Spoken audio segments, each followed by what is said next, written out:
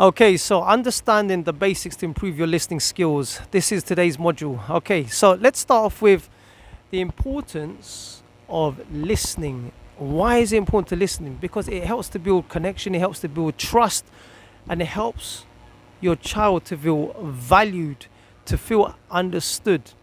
The next thing is this: when you listen attentively, it encourages open and emotional communication and connection. So imagine this: you're speaking to your child and you're on the phone, you've been distracted, you're not giving them eye contact, you're just saying, yeah, okay, yeah, okay, yeah, yeah, I understand, okay, and you're distracted.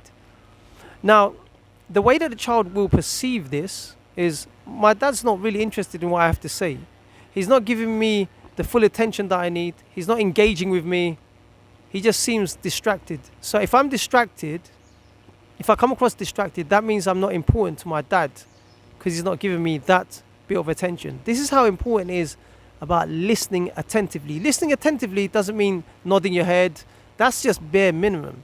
Listening attentively means that you need to engage a lot more. Engage with your body language, engage with your eye contact, engage with your mouth, your verbal.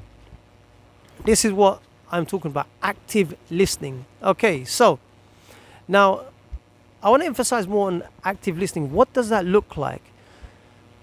Like I've said, when someone speaks, you want to position your body, your whole body posture from here to in front of them. Give them that full attention. This is with your whole body language when you're speaking to them, and show that you're listening. By how? By attentive facial expressions. So I'll give you an example. Your child has tried to get your attention. They're saying, Dad, look what I've done, look what I've written. And you're like, yeah, son, okay, wow, that's amazing. How'd you do that? So that was just an over-exaggerated example, but the thing I'm trying to stress is express through your facial expressions when you communicate feedback. When they've shown you something, be enthusiastic, because it shows that you're really listening to them the way that they're perceiving you. Okay, and provide feedback. What do I mean by providing feedback? So providing feedback looks like you're giving them pointers for improvements, things that you liked and loved. You're acknowledging them for their hard work. That I'm so proud of you, son. You should be proud of yourself, what you have done. Point out the improvements that they have made. This is good feedback that they need. Praise them, praise, especially in the early stages, but not over exaggerate. Be specific in your praises, but don't over exaggerate it. And really mean what you say. Acknowledge how they've developed, how they've improved. This is what I mean by praise. Yeah? Okay. So now, non-verbal communication. What does that look like? So I've spoken on earlier part of the video about non-verbal communication. So verbal communication can be how you embrace them with a hug. When they speak to you, draw them closer to you in your arms. So like this.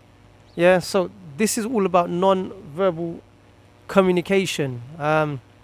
Stand in front of them rather than beside them. Have some hugs and speak to them in your hug. Show them, reassure them that you're there, that you're engaging, that they mean the world to you.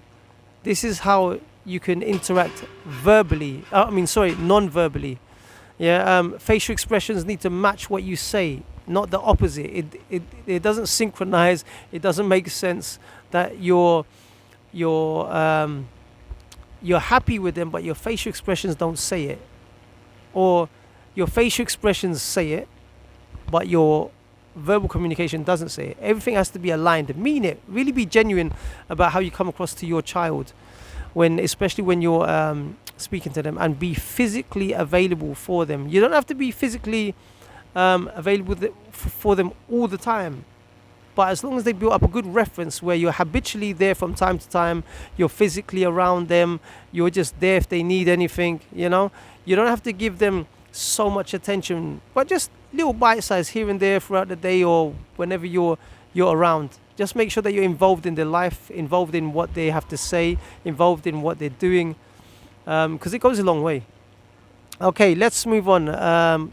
Practice patience and empathy. What is that? So I'll give you an example. When they're speaking, avoid interrupting them. Allow them to finish what they have to say, because it can come across like when you've interrupted them, they would feel not valued. They don't feel valued. They'll feel disregarded, and their views and what they have to say has to be very, very important to them. And it's important that you listen, and you're allowing them to speak. You're not talking over them. You're just giving them that time, that space. When you do this, you'll be acknowledging their feelings. Watch out for their body language, their facial expressions. Do they feel uncomfortable around you? Have they got their arms folded? What their tone sounds like? All of these things that you have to watch out for, because through these body languages and their tone of voice reveals how they're feeling. So you have to be mindful about how you come across. Don't just shout at them. Don't just react.